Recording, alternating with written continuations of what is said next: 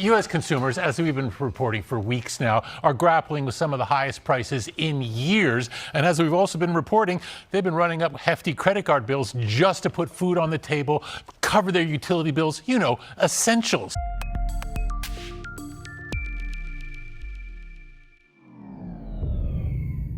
Greetings, good people. I hope all is well. I hope all is well with you all. Recently, I've been doing a lot of videos on affordability. And whether that topic has been about fuel prices or inflation, my comment section to these videos will always end up with some sort of hashtag but Biden explanation for the economic development. Well, now there are two new reports out. One is from the Federal Reserve of New York and the other one is from Forbes. And they state two pretty alarming facts about the current U.S. economy. Number one, American savings is at an all-time low. Number two, credit card delinquency is at an all-time high. Now, 18 months into the current administration's reign, I want to know how we're going to hashtag but Biden ourselves out of this one. Now, Secretary of Treasury Scott Bessent has offered up two explanations for the low savings, but I'm not quite sure if I'm buying them. Let's check it out. Fresh new government data shows Americans are saving less money. Yesterday, Treasury Secretary Scott Bessent was asked if this means Americans are dipping into their savings to pay for higher costs of things like gas and groceries. Here's how he responded. A lower savings rate can mean one of two things. The doomer view that you took, or that people have more confidence. Nice try, Scott. But the latest consumer price index showed that consumer confidence fell 0.7% from April of 2026 till May 2026. Oh, snap. April of 2026, consumer confidence index was at a 93.8, and in May of 2026, it had dipped down to 93.1. So there does not appear to be more confidence that is accounting for the lack of savings across the country right now. Or it could be something else, because for instance, stock market gains or 401k gains might not show up in savings, so they're looking at that, think that they can draw down their household savings. Swing and another miss. Looks like, according to Forbes, the U.S. citizen is now dipping into their 401ks to pay for the cost of living today. So it also does not sound like these great markets in which you speak of are causing the normal people in the country not to save anymore. Right? You're probably out of touch and you're thinking about your billionaire friends and millionaire friends that have gotten so many capital gains in the market that maybe they're not saving as much, but that's not the case for the normal American people. Remember, the stock market benefits about 20% of the American population. Oh, snap. So 70 to 80% are not that much affected, except by way of 401k and mutual funds. And the study shows that we're now dipping into those in order to pay for today. So please explain it away some more, Scott. And now we get word from the Federal Reserve Bank of New York that credit card delinquencies are at a 15-year high. What? Up 13%, or 13% rather, of all credit card accounts are now at least 90 days delinquent, at least as of the first quarter. As I say, that's the highest level we have seen since 2008, the financial crisis back then. Americans are now carrying a record $1.25 trillion in credit card debt, with average interest rates running about 21%. So you can see how people could fall behind on their bill paying, especially during economic uncertainty, as we are seeing now.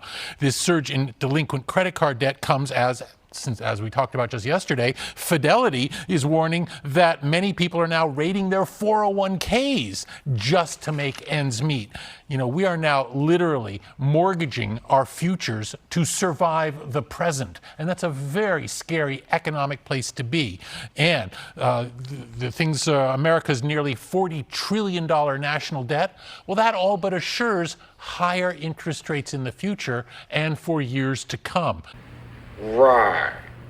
It's a very, very difficult thing for consumers to have to be grappling with at the moment, because it also means that unpaid bills today can mean endless cycles of debt down the road.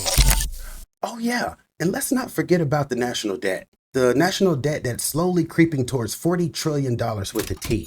with the T. And remember when the House and Senate were just filled with these Republican hawks, you know, the deficit and national debt hawks? If you brought up any legislation that had anything to do with, like, let's say a social safety net issue, then all they would do is go national debt this and national debt that. Well, we're currently 18 months into this current administration. He's pushing us to $40 trillion worth of national debt. These guys used to ring the bell and sound the alarm when we were at the low 30s in national debt. Well, guess what we get out of these hawks now? Crickets. So my question is, who are the supporters that still have an appetite for this? Like, the people that continue to want to hashtag but Biden everything about the economy and act like the policies of this administration have nothing to do with it. I get why the rich citizens of the country continue to support this and explain it away with but Biden's and say it's exaggerated. They're the ones that's benefiting from not paying taxes and the deregulations of their industries, causing them to make even more money hand over fist than they had before. I get why they support it. What I don't understand is why regular hurting Americans continue to give this administration cover. Is this the price that they're willing to pay in order to be cruel to immigrants and keep minorities in their place? Because I can't figure it out. Like, at some point, 18 months into the administration, we have to all be able to say 1 + 1 = 2. Instead of doing all of this squiggly stuff and going hashtag but Biden. At what point do we put this economic state squarely on the president? Because at this point, what Make America Great has really stood for has been standing for the elites that most of you guys seem to loathe so much. You have turned this country over to the elites. We are all paying for it. And why did this happen? Seriously, why did this happen? Because the only people that are benefiting from today's economy are the people that were rich to begin with. So, I also don't want to be that guy that tosses another tinfoil hat conspiracy in the mix. But, you know, a lot of us on the right like to do this, do our own research, which ends up being going down a conspiracy rabbit hole. Well, my conspiracy rabbit hole is, are we all paying these higher fuel prices?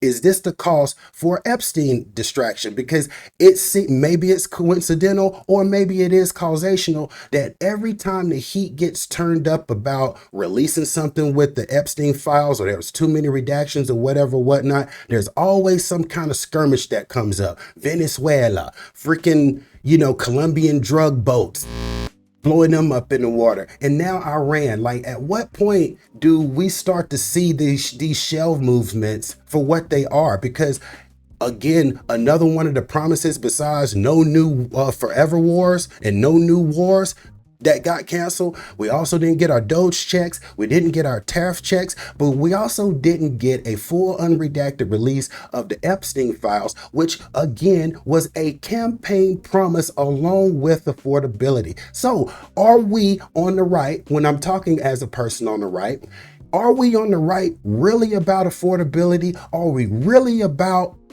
exposing PEDOs, understand, and protecting children, like we say, all lives matter and all of that stuff? Are we really about that, or do we just use these phrases and these slogans at our advantages for the things that we want at the time?